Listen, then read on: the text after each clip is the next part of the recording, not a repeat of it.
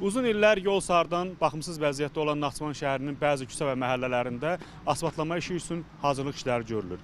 Hazırda durduğumuz Səməd Vurğun küçəsində də asfalt yolun salınması üçün yol genişləndirilir. Əlavə olaraq yol kənarında 2 kilometr uzunluğunda olan su keçidləri quraşdırılır.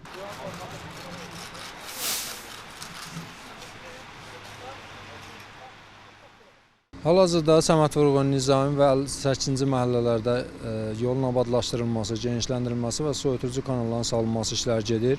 Bu işlər Babaş məhəlləsi, 6-cı döngə və Hacıniyyət kəndində də davam etdiriləcək. Vətəndaşların rahat və təhlükəsiz hərəkətini təmin etməyə yönələn işlər sakinlərin ürəyincədir. 65 yaşım var, bax bu məhəlləyə heç bir remont görməyib, təmir görməyib, belə pis vəziyyətdə yaşamışıq.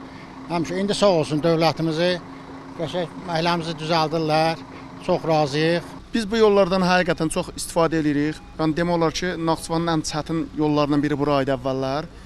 İndi vallahi mən görürəm ki, burada işlər gedir. Yəqin ki, inşallah çox gözəl olar. Bundan sonra maşınlar da yanı gələr, taksilər də gələr. Məsələn, Səməd Vurğun küçəsi deyəndə heç bir taksi əvvəllər gəlmirdi bura.